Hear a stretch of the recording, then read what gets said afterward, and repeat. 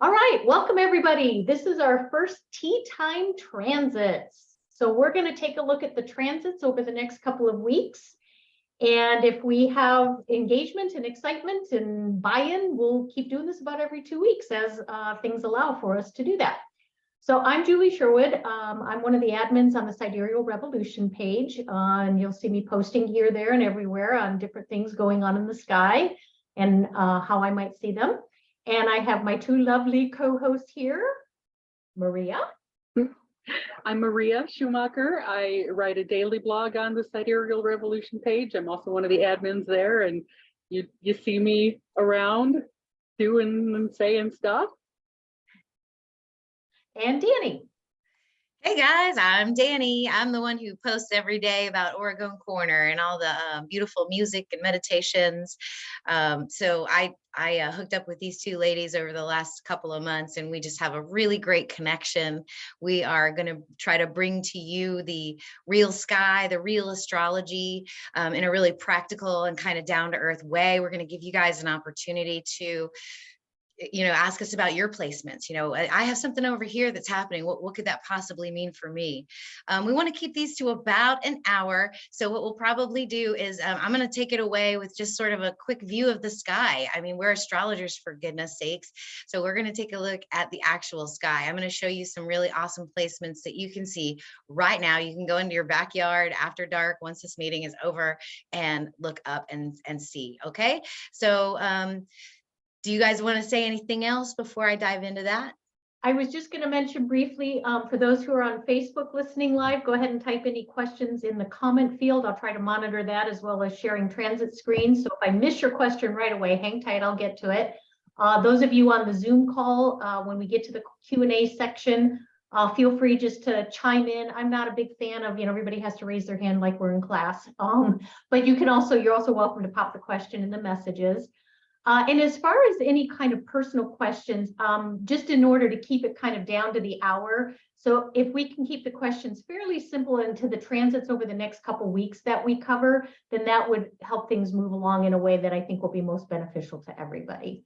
And I'm going to put my other colleague on or cohort on the spot. Maria, would you mind if it's calling to you to say a couple of brief words to open our circle of space? Not at all. Not at all. Okay. I'm going to, okay, everybody. Let's everyone take a real deep breath. Take a moment and please put your feet flat on the ground so you can feel that connection between your feet and the ground. Whatever the ground is to you, whether it's a rug on the second floor apartment or whether it's outside in the ground, just feel the solidness of whatever's under your feet. Breathe in through the nose, out through the mouth, and imagine a grounding cord dropping from the base of your spine, right where your seat meets the seat you're sitting in, all the way through the earth, down, down, down, down into the center core of our spinning mother.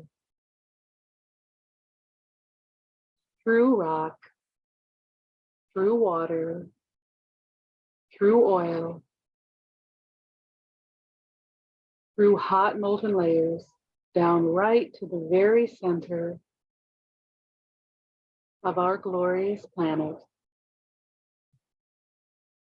And when you feel that you've made that connection, feel just everything that is in the way of you being right here and right now, melting away.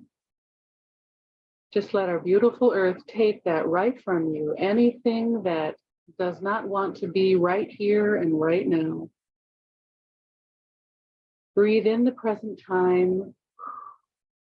Breathe out what you were doing before. Breathe out what you might be doing later. We just have to be right here, right now, held and protected by our beautiful mother under the stars. And so it is. And so it is. So it is. Thank you, my friend. Wow, Maria, that was amazing. No, Thank you. thank you. Everybody here? Everybody now? Yeah. All right. Let's rock and roll. And if you guys, if we say anything that you don't understand or doesn't make sense, feel free to chime in with your question or pop a message in the chat. Wait, what do you mean when you say XYZ? We're happy to help teach along the way too. All right. So go for it, Danny. I think you should be able to have share screen options. All right, I am sharing right now. I'm going to take you to this web-based application. If you guys have not been here, please go here. Because if you're in a city or if you're in a cloudy place and you cannot see the sky, but you need to know where the luminaries are, you can go to this website right here and you can just imagine, okay? This is right now, actually about 30 minutes ago. The sun is setting in your west. You've got Saturn really close by. You got Venus as the evening star. So she sets with the sun, but every day she's going to get a little bit higher and higher. And she is approaching Jupiter, the king. Okay. And what you can do on this application, it's pretty cool. Let me see if I can move this out of the way. There we go. You can actually go down here and add in the constellational line. You can also put in the art. Yes. Okay. So you can actually see where these bodies are. You can also take away the earth so you get a better perspective of where everything is. So this is kind of how we're going to look at it right now. But I just want to show you what's going to happen over the next 2 weeks as we go through these transits, because for you to do astrology, you need to connect your mind to the sky. You need to know what's actually happening out there. So let's just do that. Let's just go through the next 14 days or so. Just watch how this happens. Do you see this? This is what we call a transit. Now, normally throughout the day, everything just moves from east to west, but what's happening right here is it's moving from west to east. You can see the moon whipping by there. Okay, so do you see how that's working? So we're also going to go over a couple of sign changes, because what you're going to notice is that Venus makes a sign change and so does Mercury. And these are very important for the general energies in terms of what these luminaries are going to provide to you. Okay, so does that make sense to everybody? That's exactly what we're looking at. So right after sunset, about an hour to an hour and a half, go look west. Go see Venus. She's right there. She's very bright. You will also see Jupiter right above that. And every night from here on out, she's going to get closer and closer and closer to Jupiter. So just go outside and observe that. I recommend that to you all. Oops, if I can get hold of this again. I want to show you one other thing on the other side of the sky, and then we will hand it off to Julie to give us the deets. This thing will let me. Oh my God, sorry guys, hang on. There we go. Okay, over here in the eastern sky, right there, if you find the constellation of Orion, does everybody know what Orion is? I hope y'all do. If you don't, go look for this constellation. It has got 3 lines here in its belt, and it points down to the star Sirius. So right as the Venus is setting, you're going to have Sirius rising. And then you can also see the other constellations. You can look straight up about 2 hours after sunset, and you're going to see the Pleiades in the constellation of Taurus with Mars. Now, if you guys have been following the astrology on the Sidereal Revolution Facebook group, you know Mars has been here for a very long time, but it is now finally direct, and it's finally finishing sort of its 3rd loop through Taurus, and we'll be heading into Gemini. Okay, so I'm going to pass it back to Miss Julie. I will unshare my screen and give it to you, my dear. All right, I am going to pull up. I think most of you who have gone online with Ike and his different transits will recognize this lovely little screen. Okay, and I don't write all over it, but I'm happy to do circles and squares and lions and tigers and bears, oh my, whatever works. But this is the transit graph for the next 2 weeks. So, and again, we're going to try to do this about every 2 weeks. Oh, and there goes my little video again. This is a weird It's Zoom. you tonight. Usually it's me, guys, It's for real. Zoom Usually thing. it's me. I noticed this only on Zoom. It's a weird bugaboo, and especially when you pull up PDFs, it's weird. So if I keep popping on and off the screen, well, I'm going to have to I go gave off. Julie my virus. No sharing. I'm going to go off screen for a little bit because you're going to look at the transit graph anyway. Too much screen sharing. We need to wear a mask. Okay. Sorry, I went there. So briefly, what you're looking at when you see the red lines, those are the squares and the oppositions. And if you're not sure how to read this transit graph, this comes from Prometheus. I think the majority of you have used or seen Prometheus before through your various journeys through the sidereal astrology training. So you can see that we've got, like, for example, Venus square Mars is coming off of yesterday. And then you've got Mercury square the North Node. If you follow the line, it'll be around the 15th. So if you're not understanding how to read this transit graph, just chime in with a question and we'll go through it. And the little stars in the middle of the line represent when that aspect perfects, right? When it reaches, you know, the closest it will be. Right. So like I just circled the Mercury trine Neptune at 11:26. Now, mind you, I'm in Arizona, so I'm on Mountain Time. I'm going to try the video again. So these times are relative to my time zone. So just do the math. You know, if you're East Coast, it'll be 2 hours later. If you're Pacific Coast, it'll be an hour earlier, for example. And if you're across the moon on the other side of the Earth, well, you can do the math a different way. Just use your time buddies. But at any rate, like I said here, you've got the Mercury sextile Neptune perfects on February 6th at about 11:26 my time. So that's when it's exactly sextile. Okay. So let us clear. So I think the biggest thing that is on the forefront today is the full moon. And, you know, you've got the tropical folks, which we'll just make a small, you know, notation about that because we are truly constellational astrologers here. You know, they're looking at the full moon and they're saying Leo. Well, we know that it literally just finished the last degrees of Cancer and just barely ingressed into Leo. So when you have that kind of a situation, you're pulling in the energy from that previous constellation into the early degrees of the new constellation. So it's not just, in my mind, pure Leo. There's some of that, as my daily friend says, the feels of Cancer. You've got that watery, self-protective, emotional mother energy coming into the child that wants to be expressive and play. Mm-hmm. And I also see the constellations as you move through them, there's a maturing process. And Leo's my favorite example of that. Is the first few stars of Leo is the child that just says, me, look at me, run, dance. Whereas the last few stars of Leo is more the leader that still says me, but it's look at me. I am Leo the lion, the leader. So I see the energies as a maturing process as the luminaries move through the stars. So my other tea time transit friends, any thoughts on that and how it affects our full moon experience today? Well, I mean, you can't talk about a full moon without also talking about its opposite placement, which is the sun in Capricorn. So when it comes to full moons, we've got, I think, and in this one, we've got the energy of 3 different constellations at play.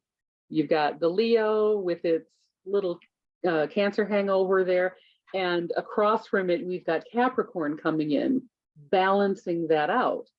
So that's an interesting thing to remember too. We've got earth, water, and fire all balancing out in this one full moon with the sun transiting Capricorn. So we get illumination in 2 different ways, right? We get the moon fullness illuminating the lessons of late Cancer, early Leo, and the sun's illumination lighting up the Capricorn.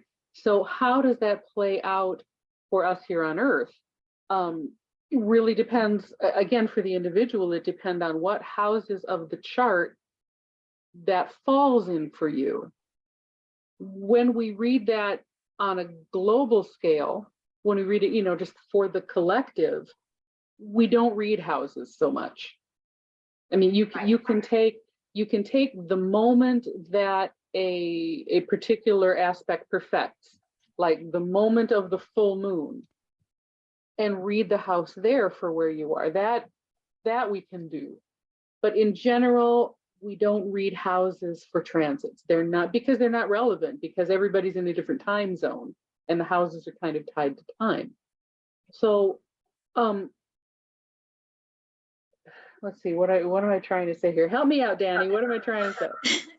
Well, I can tell you there was definitely some emotional energy that was being released in the last couple of days. A couple of conversations with some very good friends. We let go of a lot of things that we've been kind of holding on to. And also just the collective in general is a little buzzy and a little bit irritated right now.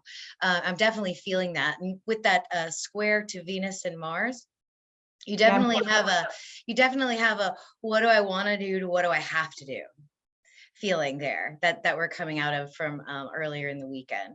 So I'm definitely jiving with today's energies and yesterday's energies, the way that they're placed.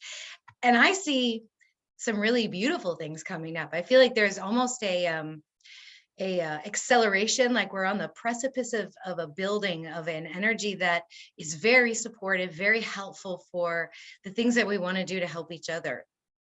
So, depending on where it is in your chart, for example, it could be about a business, it could be about a relationship, it could be about your job, it could be about a friendship. There's lots of different ways to read it, but the way I'm seeing it is just, and especially by next weekend, when we get into the 10th and the 11th, there's some really nice placements. Pluto and Sun start conjuncting, and then, or Mercury and the Sun conjunct, and there's this revelation that goes with it. And I love revelations.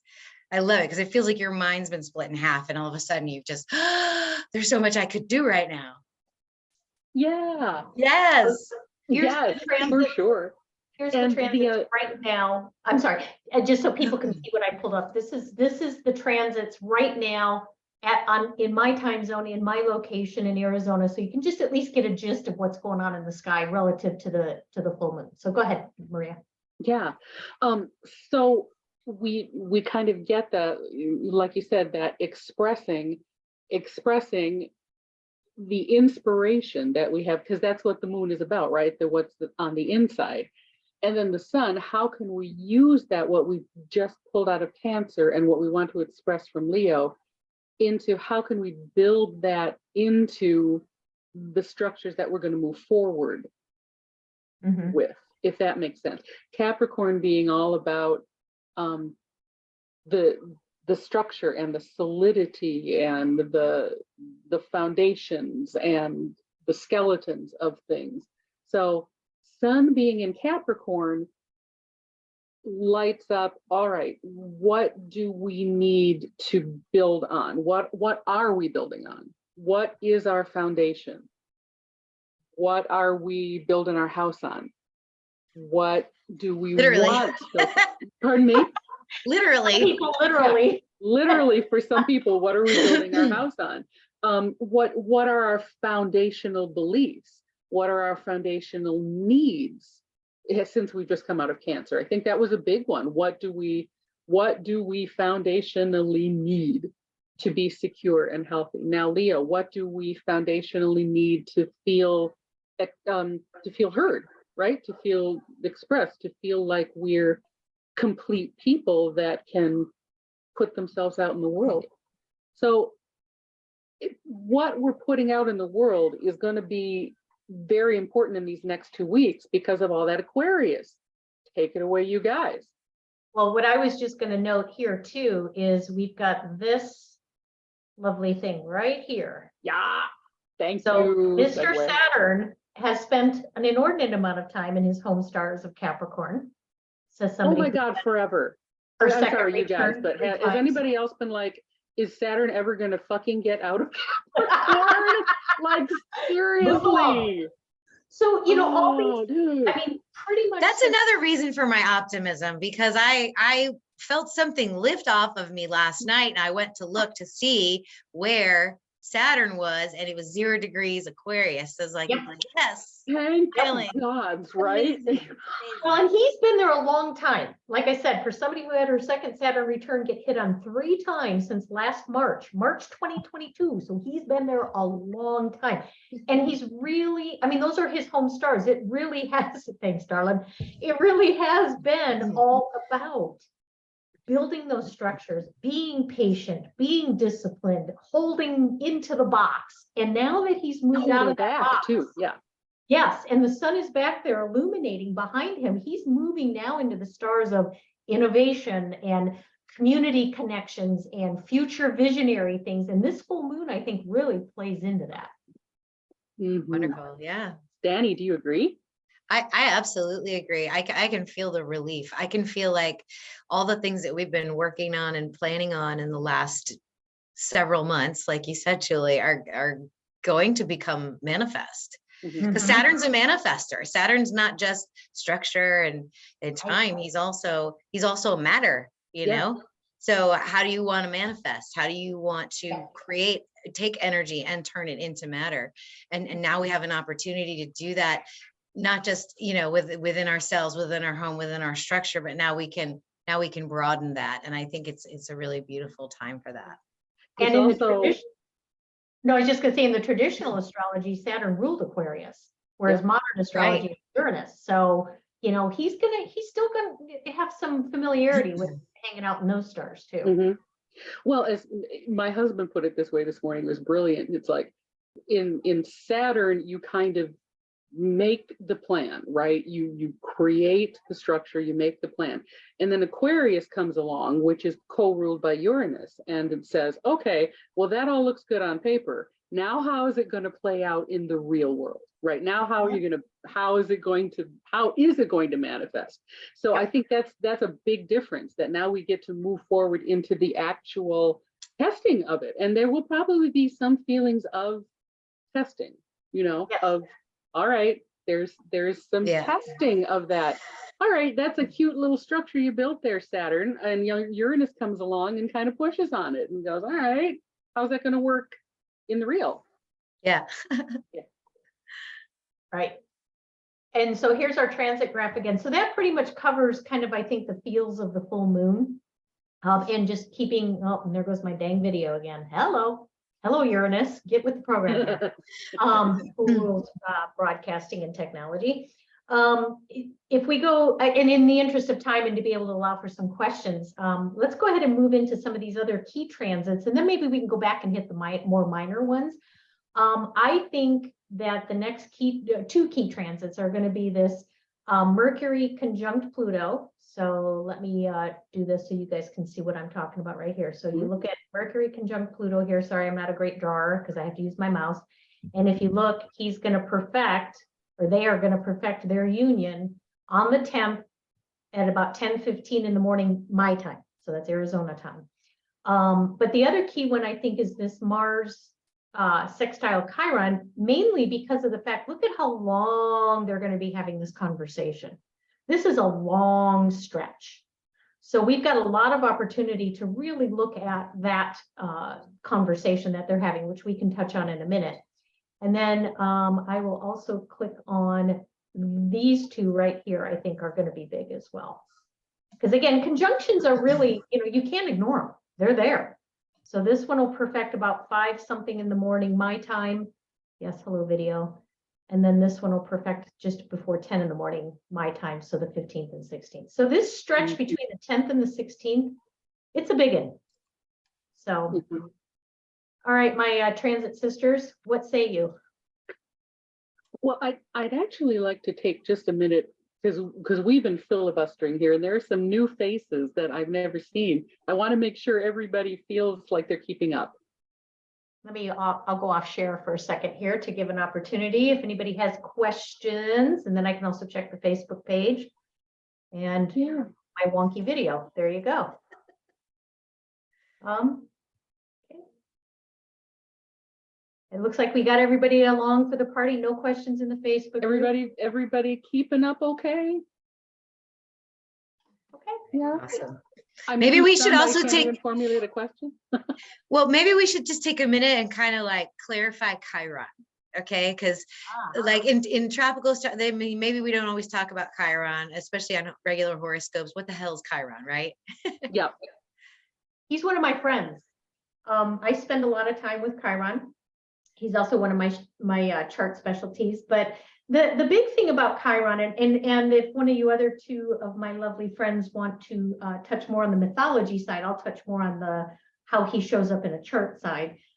He's the wounded healer. He's how you've come into this world with particular sensitivities, wounds, pain, reactiveness, and it depends on which stars and constellation and house he's placed in. But right now, the transit in Chiron is in Pisces. And Chiron in Pisces is all about empathic sensitivity. How am I taking in everybody's pain and suffering in the world? Am I taking in all of this noise around me? Am I feeling it? Do I react to all of that sort of stuff? So Chiron in Pisces in general will lend itself to that kind of a reaction. Or if I also tend to show my empathic self, do I fear judgment or criticism if I show how I can be empathic to others? Will people think I'm woo-woo, crazy, strange, you know?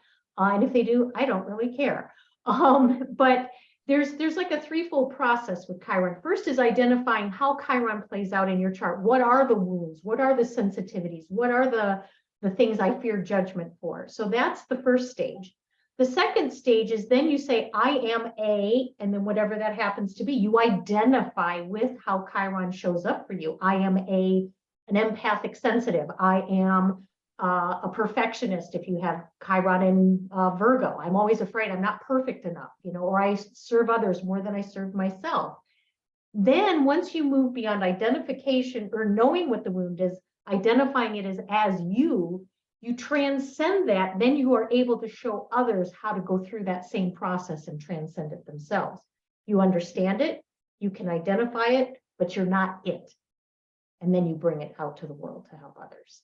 So, Danny, and I think this is an important point about Chiron, is that it isn't just always, this is where I'm wounded. And I sit there and I sit on that wound for the rest of my life and for all time. There's a process of being aware of it and accepting it and moving on from it. And that might represent a couple of different wounds throughout your lifetime, but it isn't just a matter of it shows you where your wound is. It's also a place where that healing comes from. Like, okay, so there's a process involved with Chiron, not just an information dump, if that makes sense. And I think that's where a lot of other astrologers stop. They kind of like, okay, this is your wounded place, and we're moving on now. Like, no, there's more to it. Yeah. I'm out. You know, and the other quick thing too is the transit in Chiron oftentimes is what's the collective experiencing with Chiron? How's the collective responding to where Chiron's placement is in the transits? And then, of course, how the transit in Chiron talks to your chart is how you experience it. I think that's important to note. The other thing is one of the best ways to work with Chiron is if you understand where Chiron is in your chart. Let's say he's 6th house Pisces and opposite it's 12th house Virgo. That 12th house Virgo is going to give you some key elements to understand how to transcend that wound. How can I harness what's on the other side of my chart and bring that in to help heal the wounds? Because oppositions balance. Yep. Now, mind you, remember in constellational astrology, it's not the exact polar opposites that they talk about in tropical. So you could have your opposite in Pisces kind of a little bit in Leo. It depends on where in Pisces it is. It's not an exact opposite like in tropical because we, again, use the constellations. Okay, go ahead, Danny. I'm sorry. Yeah, so and also too, Chiron takes a very long time to go around the zodiac. It's somewhere, but isn't it between Saturn and Uranus?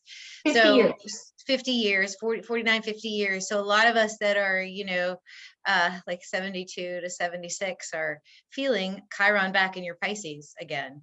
And I've had it read many different ways. I've actually been told that it's a collective wound that I empathize with. It's a fear of being judged by the collective. It's but the reason I like this transit right now is because, again, it's its third track through. So it's done this particular transit 2 other times, and now it's on its 3rd time. And Chiron actually has 3 different stages of the healing. You've got the wound. Okay, I've been hit with the arrow. My heart is hurt, and then you heal, and then you become the teacher because you've got it. You understand the whole process of being wounded and healing, and then you want to help others. So this is the 3rd time that this particular transit with Mars and Chiron happens. And for me, Mars is super important. I love Mars. Mars is that that sacred masculine energy that we all have, whether you're male or female. It's been a little bit demented over the last 50 years through all the programming that we've been going through with our media and things like that, just like our divine feminine has also been somewhat demented. And so when Mars is healing through Chiron, I think it gives a supportive role to the other feminine aspects that you see with Venus. So that's my thought with Chiron and Mars. And you'll notice that this Mars sextile Chiron comes just after Mars finishes a square with Venus. Mm-hmm. Right? So, yep. Yeah, little. And where's Mars hanging out? In Taurus. Venus's home sign or constellation of Taurus. Yep. So there's some softness there. There's some receptiveness there. There's some, be a little kind to yourself. Be a little bit self-compassionate in terms of how you're working with this Mars. And like Danny said, it's happened 3 times because of Mars deciding, yeah, I'm going to hang out in Taurus for a while. Nah, kind of, sort of, maybe. Nope, I think I will hang out, the retrograde action. And Mars is not super happy in Taurus. That guy just wants to go. And the bull says, hey, slow down, dude. You got to hang out here for a while. So he's been chomping at that bit. And he's given you 3 opportunities to take a look at how Chiron plays out for you. And I think Mars in Taurus is a lot of, what do you value in your self-image, the physical self-image? What do you value in how your body functions?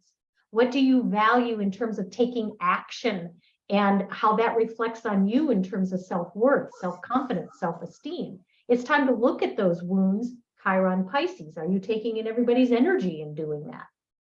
So I don't know. Maria, Danny, any other thoughts? That was pretty on point, Julie. I think you really tapped into that energy for sure.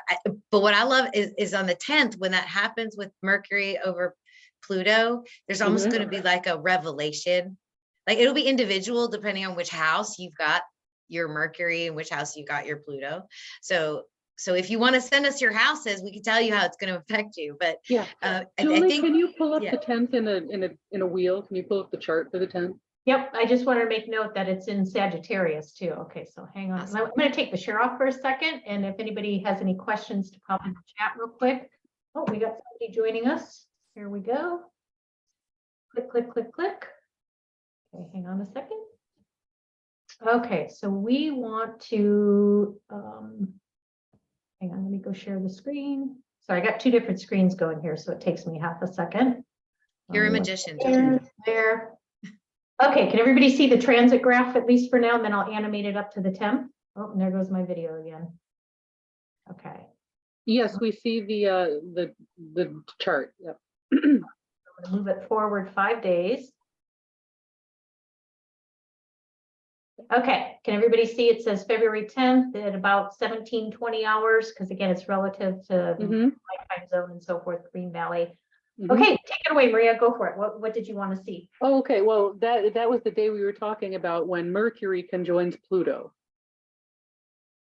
Right down there. And seeing how that event relates to other planets and everything else in the chart, I think is important. Notice that that's happening in square to the nodal axis, right? The north and south node. So there's going to be a big lesson in there. There's going to be a big shift, that challenge to assimilate what we have here into, where we're going from versus where we're going to versus where we're coming from. I seem to have lost the ability to speak, but that is but yeah, the square to the nodes. In short, we're gonna feel it, and there are going to be challenges felt in that day. I frankly think that the 10th and 11th are going to feel on the ground in our bodies like very challenging days. There's stuff happening, and it's all for the good. But I think that it would do to be aware that it may not feel so great. We might feel very challenged because we're going to have stuff in our faces like Pluto square south node is just not going to feel because you're going to be looking back on okay, what have I been clinging on to too tightly? What has my comfort zone been? What kind of things am I just not willing to let go of? What have I been thinking is true, and what do I want to keep thinking is true?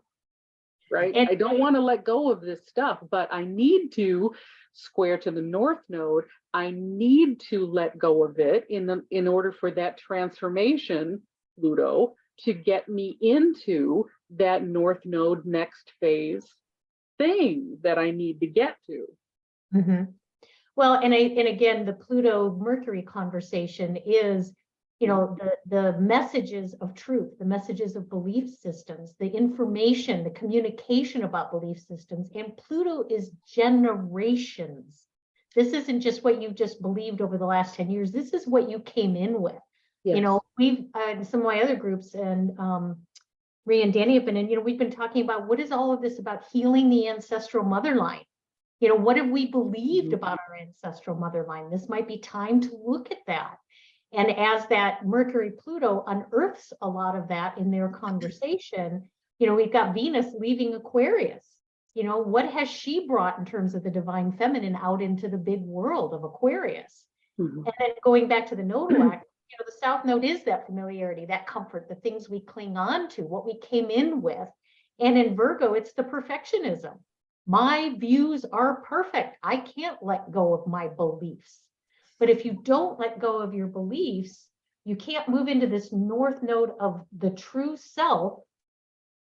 North Node, Aries, the authentic self, Uranus, that's getting ready in a generational way to show exactly who we are.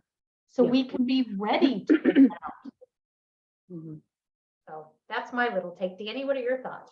Oh, yeah, yes. Well, I'm always very optimistic. You guys know that about me. My blood type's B positive. I think this is just a secret reveal. There's something hidden coming to the surface. And I agree with you, for a lot of people that can be very uncomfortable. Yeah. But wouldn't you rather know? Like, wouldn't you rather know and like course correct than, you know, be sort of living in something that's, that's why we put these public service announcements out there. Exactly. It's like, okay, alert, this is probably not going to feel good, but you know it's coming, right? So you don't wonder, you don't feel defective. Like if you end up having a kind of a crap day on the 10th and the 11th. Yes, but it's all happening also too under the auspices of that Mars Chiron sextile too. Yep. So it's an opening for us. Yeah, it's an opening for us to not buy into the fear, to the anger, to sort of use Mars and Chiron instead. You know, if the news is bad, don't, you know, just sit on it. Don't react. Let it be. Let it do what it needs to do. It's like the winter storm that's coming, or the thunderstorm, or the big rainstorm. You know it's coming. You can't avoid it. But you make sure you got your bottle of wine and your chocolate and your fire and your blankie and firewood. Exactly. Yeah, it's a be prepared. And then even if you're coming to the information afterward, like, oh my God, this day was so challenging. You look back and go, oh, that's why it was challenging. And so it helps you personally to not feel defective, right? It's not that we're necessarily at the mercy of the stars, but when you understand the influences that they have on you, you understand yourself a lot better. You understand why you found yourself reacting the way you did, or where you found that the certain situation might come up over and over and over again. Like, okay, do I have a Chiron loop here? Yup, I have a Chiron loop here.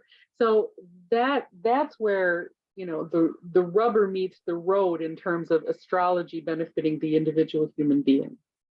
And, you know, we have to think about this conversation right here is getting us ready for this to go here. Yes. Okay. And that's next year, right? That's next year. It's not too long down the road. So if we can uncover what we, you know, have held on to for centuries. I mean, Pluto takes 248 years to transit a chart. This is centuries. This isn't days. This isn't even years. This is centuries. We are getting ready to build new structures and really understand it. And remember, Pluto's also death and rebirth. So where we can destroy what no longer serves humanity for the greater good, we can also start the rebuild for what is. Yes. So yes. I think that's huge. So. Who wants to ask us questions? All right, let's, yes, we're gonna take the share off. And then what I will do is I don't have anything in Facebook, but I will have, well, and my other two friends here have Prometheus available too. So we can always pull up a chart and then look at it together. So again, we'd like to keep kind of within the next couple of weeks of transits, the things we talked about, and keep it somewhat simple so that we have time to cover and give everybody an opportunity who may have a question. So fire away. Chiron, Mars, Pluto, Mercury, full moon. Anybody have, or just if you don't have a question, how are you experiencing the full moon today? What have you noticed in your own charts? And if you don't feel comfortable speaking, please feel free to put it in the chat. I'm happy to read that out loud too. Oh, don't be shy. Come on, don't be shy. Go, Jen, go. Okay, so I'm kind of sitting here gobsmacked from everything you guys have been saying and how it's been playing out for me and how the transit, the future looks. And yeah, feeling that Pluto, my Chiron is opposed to Pluto. Oh, Yeah, so you said it depends what house it's in. So my Chiron's in the 10th Aquarius, Pluto's in Leo, the 6th, I believe. And yeah, so that got me thinking about what is my Chiron wound, because it's like I feel wounded in so many ways. Which, but it's starting to become clear now. So 6th house, that's where I'm a little fuzzy. That represents, It ties to Virgo. So service to self and others, siphoning off the wheat from the chaff. You know, so you've got Mercury who rules Gemini and Virgo. Gemini is all about getting all the data, just gathering the info. And by the time you reach Virgo, it's like, nope, don't need that. This is what I need. Don't need that. This is what I need. So it's that perfectionistic improvement process too. So it making also sense of speaks chaos. to it also can speak about your health, Yes, and your routine. overall state of health, and the job that you do, like a vocation in the world, what you find yourself wanting to do. And your daily routine. oh wait, did I say 6th house? Yes. I changed my mind. I don't like that one. No, I'm kidding. Is it the one at the bottom? It's the 4th house. Fourth house, yeah. Yeah, if your Chiron is 10th Aquarius, then your Pluto would be 4th. Yeah. So 4th house, what is that? That's home, hearth, Cancer, moon, soul, ancient roots, mother. Nurturing where you feel nurtured. I know what it is. My mother wound. Oh my God. Healing the ancestral mother lines. I am telling you, this has come up. I cannot tell you how many times this has come up. Yeah, you may be tapping into Yeah. something there, Miss Julie. I think you are. Yeah, I'm feeling it from my Chiron return is when I kind of just woke up. And it was my birthday. I turned 50 and I was spending it with my daughter. And oh my God, so many things happened that pivoted my life, my perceptions of so many things. And it's been playing out and there's been a cycle. And why does this keep happening? And that's the wound where it keeps injuring over and over and over. I still keep feeling that pain. And I'm looking at it like I've never looked at it before. And it hurts like hell. And it's How would you think, so to make this tie into the Mars sextile Chiron, you know, again, we were talking about the body image, the self image, how we value the individual, our one, how we value moving forward. And in that sextile to Chiron, who's in Pisces, all about the sensitive stuff of everybody. Do you see a connection there with how you're experiencing that? It's telling me what I need to do, what I've been thinking about, but it's giving me more gas to go do it. And that's to tell my daughter, I'm sorry that the unhealed part of me was hurting you. I never meant that to happen. So I need to find the words for that. So I'm going to, on Mercury, Jen, honey, you're also going to have to just forgive yourself too. Okay. Say you're sorry, but forgive yourself. You're the only one judging you right now. You're the Right. only one judging you. I know it's Yeah. it's all part of the process, but the outward, the Mars, I guess if that's what that is about, is I've been wanting to tell her I'm sorry, but I'm figuring out how to do that. And I've got another month and a half or so because she turns 40 in March, and I want to do it by then or on then or whatever, because I'm not speaking to her, she's not listening to me, whatever. I'm just going to send her flowers and a message in the letter. So I'm trying to figure out how what I'm going to say. And it's got to come from love and not the triggers and reactions.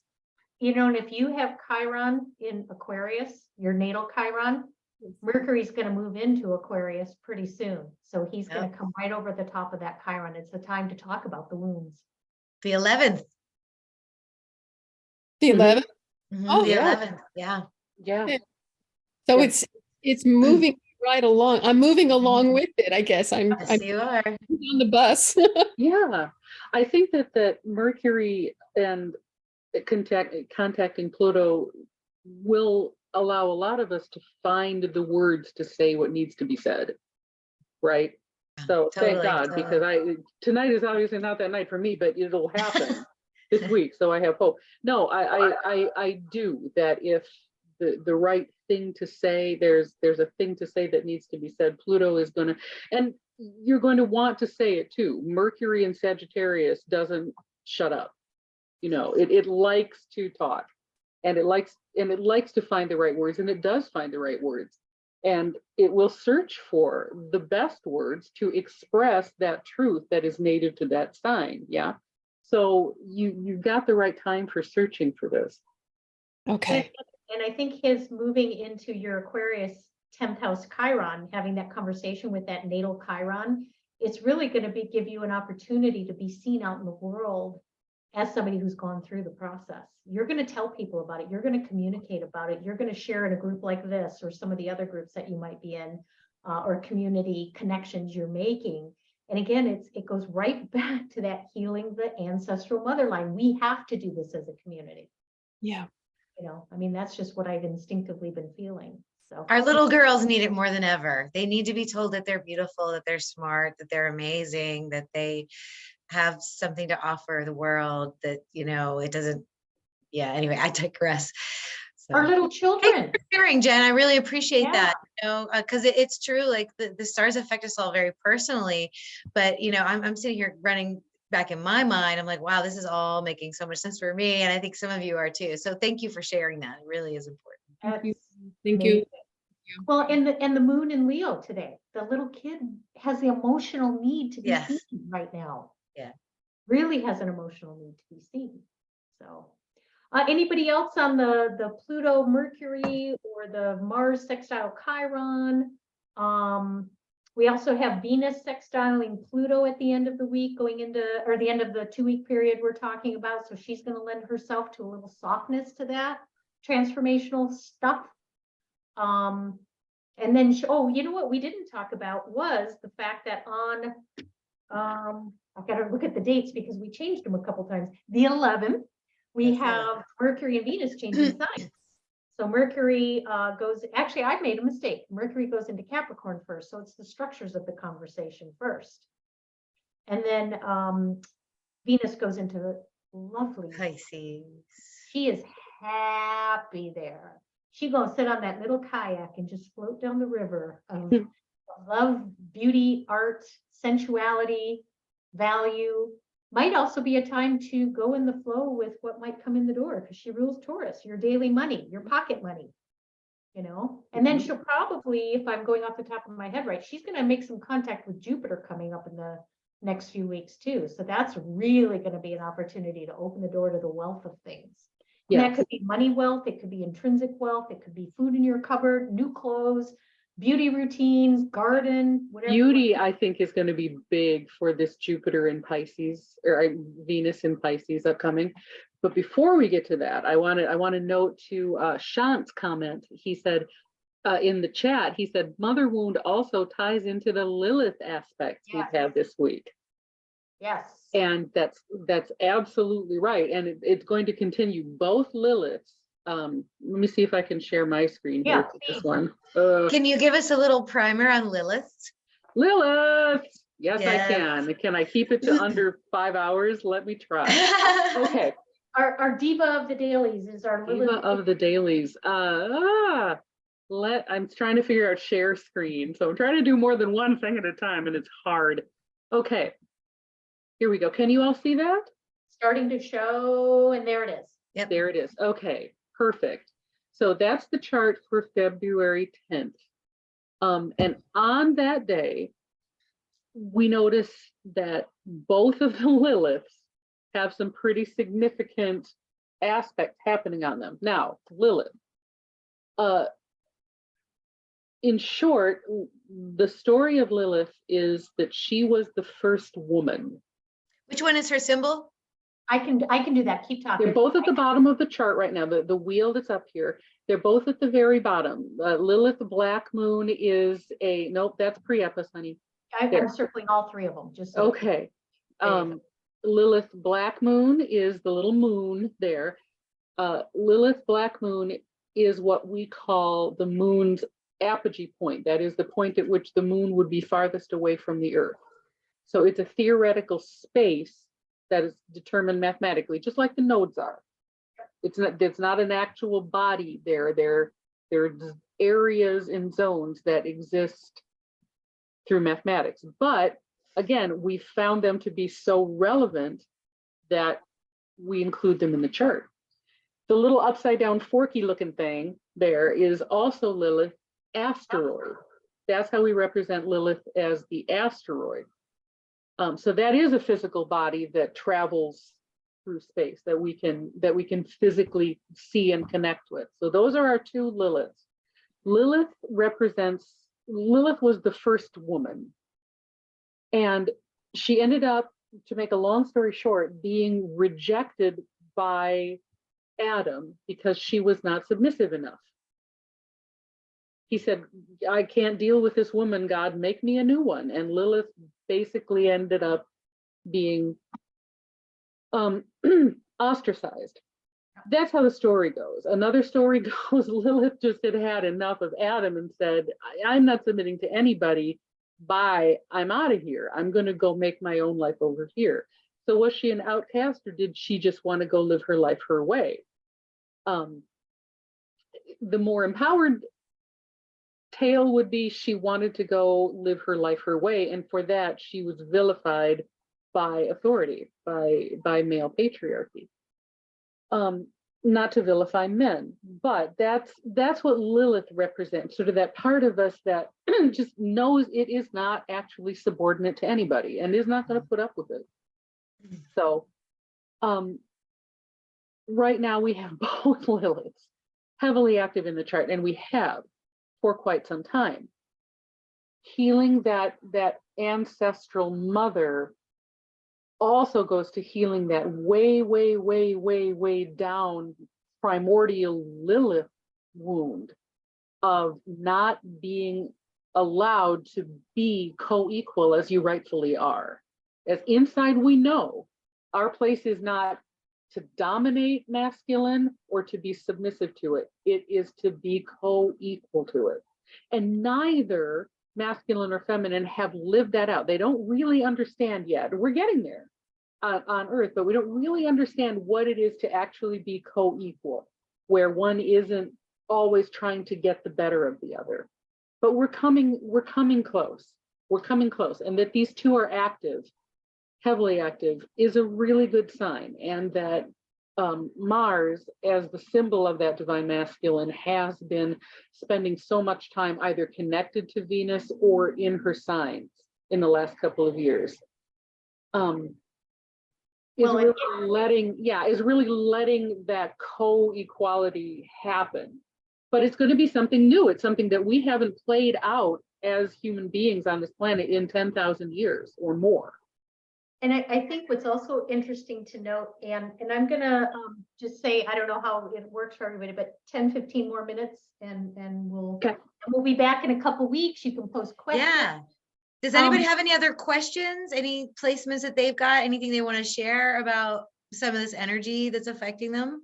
I just want to add one comment to the Lilith conversation, and the fact that we just moved our South Node, the collective South Node just came out of Libra not long ago. And I think, what Maria was saying as far as that coexistence, that South Node in Libra, I think was really talking to us to say, are you doing this in a codependent kind of way? Are you doing it in a balanced, coexistent kind of way? So we had that knock on the door for a while there, and now Lilith is really smacking us up a bit to say, what'd you learn there? So, and again, North Node, Aries, self. How do we show the personal self to the world? So, any like Danny said, any other questions on some of the major transits that we've been looking at? Again, full moon, Mercury conjunct Pluto, the Sun conjunct Saturn. We also have that conversation coming up too.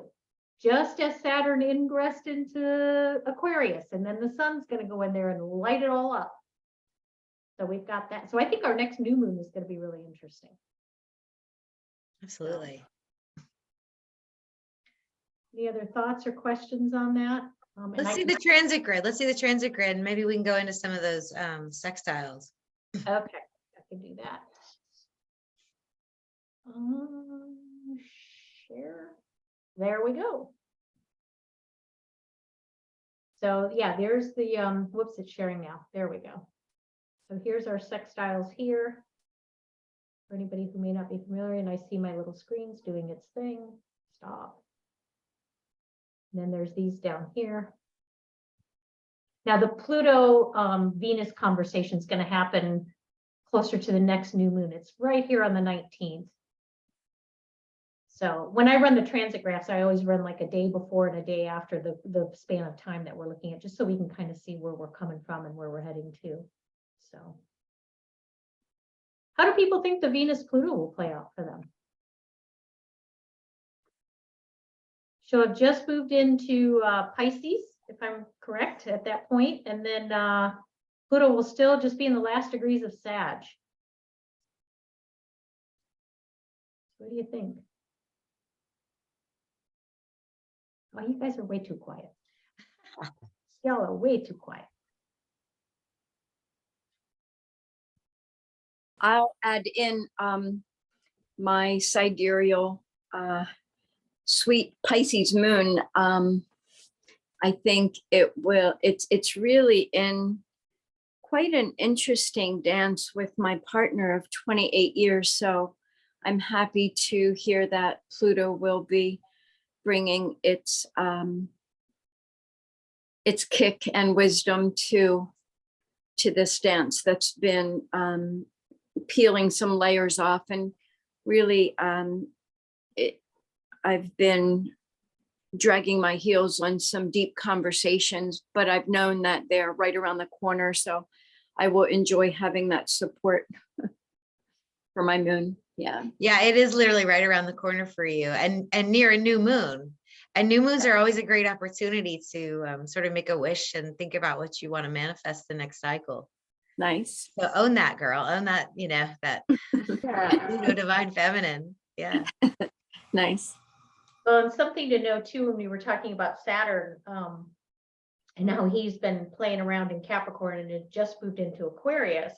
The thing, and then we talked about Chiron. So Chiron is about every 50 years or so. So you get your first Chiron return at about 50, and you're starting to ask yourself, how can I deal with these wounds? They're going to smack you in the face. You have no choice in that matter. Nope. It is going to be right up there. You might as well, every time you look in the mirror during that Chiron return, he's going to be sitting there talking to you. And as soon as you start reconciling yourself to understanding those wounds, maybe come a little bit out of the wounded healer and start to transcend it, then Chiron or Saturn return shows up about 8-9 years later saying, so did you take care of all that stuff back there? Because now it's time to really think about how you want to be seen in the world. Saturn rules the 10th house too, how you're seen in the world, your legacy. So it's really, comes together. So if anybody that's close to about their 50th birthday or coming up on it the next year or so, or just came out of it, really think about that, really think about that. It's very interesting.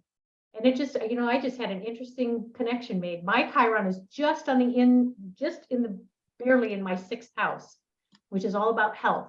And on my 50th birthday, I decided to take control of my physical health, and I dropped 50 pounds around my 50th birthday that year.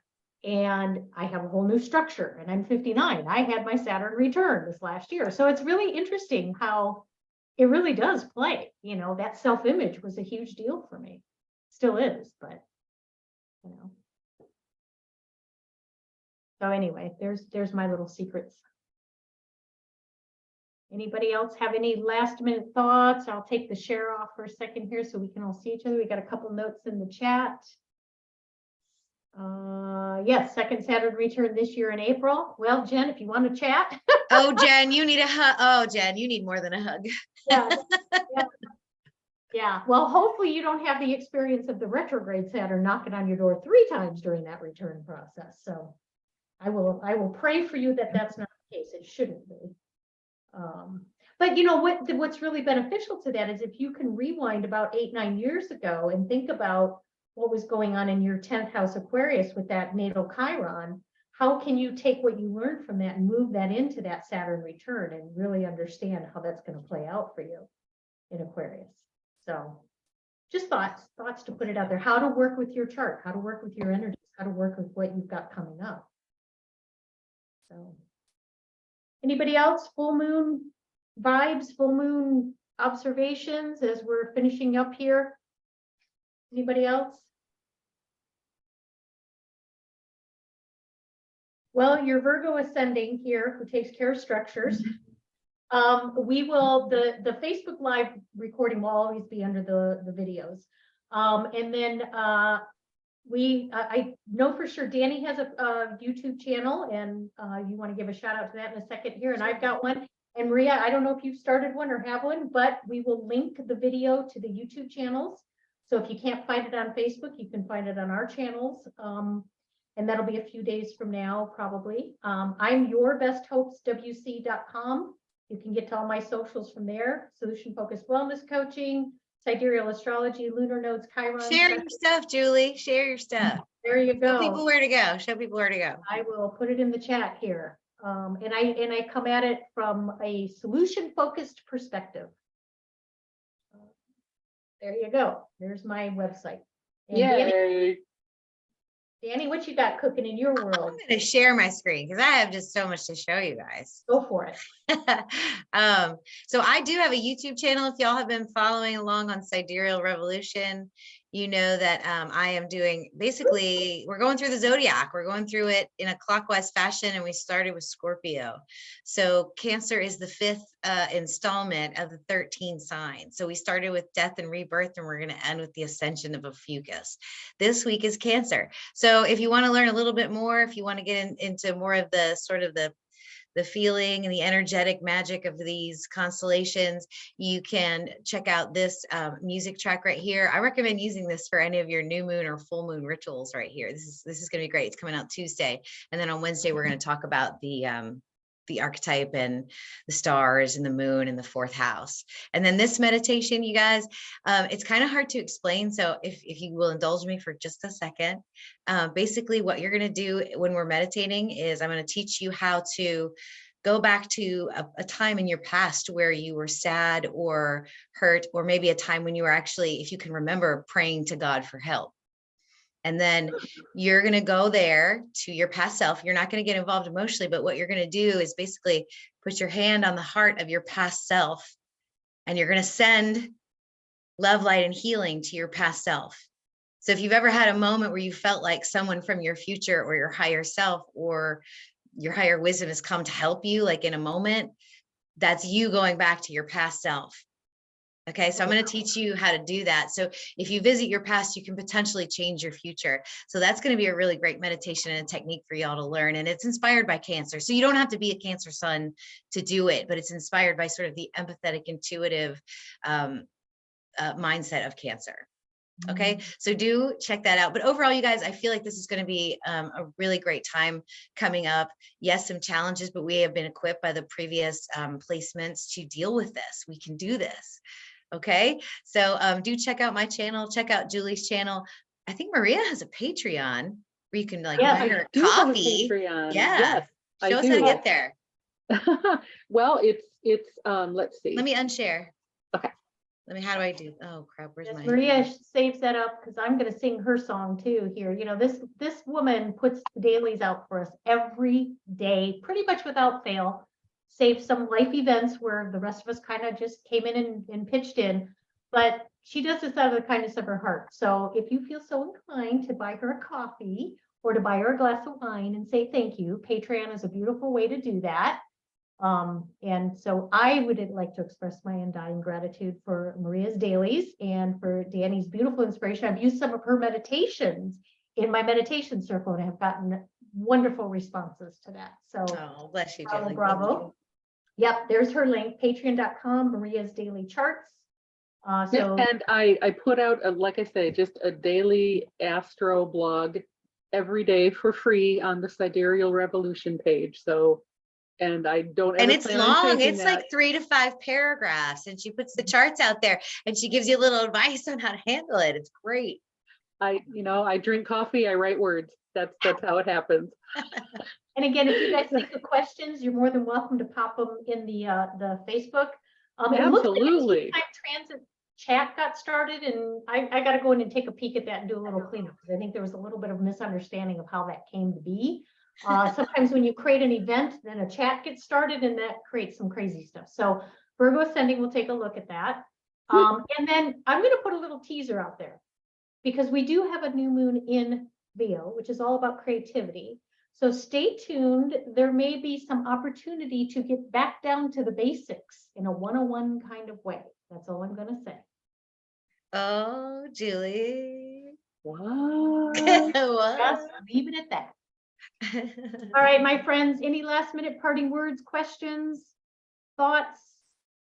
My microphone, Jesse says, my microphone is not working. So I Oh. tried to unmute, but it didn't work. I am Aw. really in learning mode and I appreciate all three of you. I'm learning tons. Once I get over being overwhelmed, I'm sure I'll have lots to say. Oh, Jesse. Oh, Josie, thank you.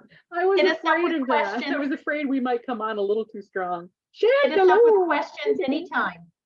Yeah, I have a general question. Thank you. I've been following along and kind of been in this like shift of awareness with my understanding of like tropical and sidereal.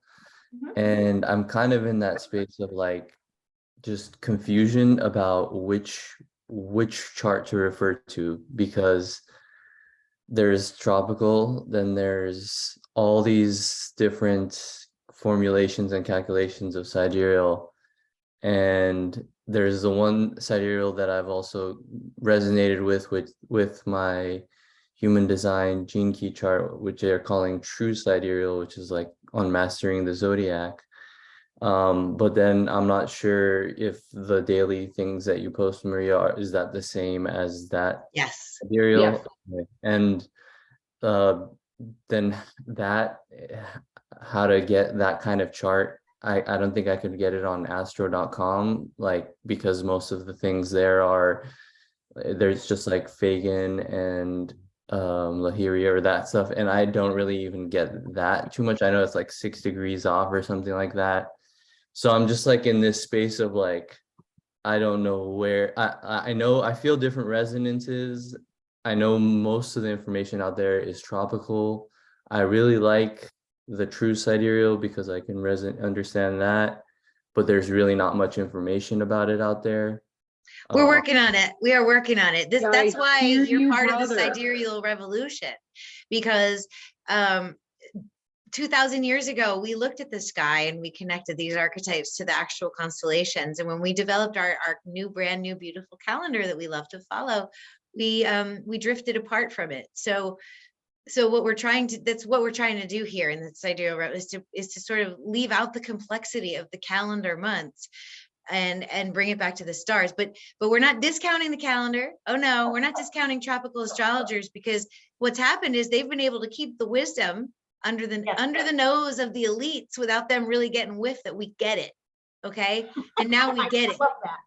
All right. So millionaires are going to be using the calendar, but billionaires are going to be using the real sky, guys. So we're going to take the complexity out so that we can be the masters of our own reality and of our own universe. So if I would follow Athan Kamenti's little chart calculator, go there. Ike also has a link to it on his site. And if you guys want to join the master class, if you're not already a part of that, Ike bumped his prices up, but it's a lifetime membership. So if you want to be, if you're going to be part of this, it's going to be serious. You're going to be an operator. You're going to be learning what we learn. You're going to be asked to go out there and put yourself out there and, you know, spread the word. You can also do a mentorship with Ike, which I've done and which Julie's done, which will help up your game if you want to be an astrologer making money. And the calculators do have just basic planets, and you know, for a tiny donation to me, $5.55 a chart, I'll put in whatever points you want and aspects you want. I won't do an analysis for that, but I'm happy to do a chart if you say, could you put Black Moon Lilith in my chart? I don't get that on the calculator. It's on my website. Just go to my store. I'm more than happy to do that. The other thing I just want to mention briefly, tropical, 12, 30-degree signs based on the seasons. Sidereal, 12, 30-degree signs with a precession of the equinox correction, 72 years, 1 degree shift. True Sidereal is based on the constellations. That's why I tend to use the word constellation instead of sign. And there are different ways to measure the constellations. You've got these IAU boundaries and midpoints. Most of us in this group tend to use midpoints. We can go down a deep, dark rabbit hole if you want to get into the Blah, blah, blah, blah, blah. Generally speaking, we just take the midpoint of the constellation and midpoint either direction. That's the size of the constellation. Okay, so that's broadly speaking. The cosmic design, Richard Hansen, human design, he uses True Sidereal, the constellational, and most of your other human design people tend to use tropical. So that's just, that's a very high flying comment. If I may add in, I took Ike's course twice and it was just so left brain and I just couldn't track. And then I took Lotus Dawn's course, Blossoming with Lotus, and she brought it home in a most elegant way. I just loved studying with her. And there's just no limit to the questions. And then Verone and Rio, I don't know if they're going to offer anything, but there's two women, Verone Bright and Rio Larmand. I don't know if Michael Hartigan ever offers courses, but Lotus Dawn, I really was able to take her information in a way that I couldn't with Ike. And I get that he's, you know, freaking Everybody's real, different, yeah. brilliant man, but yeah. Yep, like I said, keep your ears out. There may be more coming along those lines. Stay tuned, absolutely. All right, thanks for being an MC, Miss Julie. Thank you, my lovely star sisters. I just put out Cosmic Creatrix, Danny Inman, Diva of the Dailies, Maria Schumacher, and I kind of go with my chart ruler, Mercurial Maven. So That's right. thank you. And again, if you guys think of any questions about these transits over the next couple weeks, let us know. All right. Go forth with All love right, and Thanks everybody for being here. Yes, To validate thank our you. existence. Right. And I'll put the YouTube links out for anybody who wants to share them or revisit them. Bye.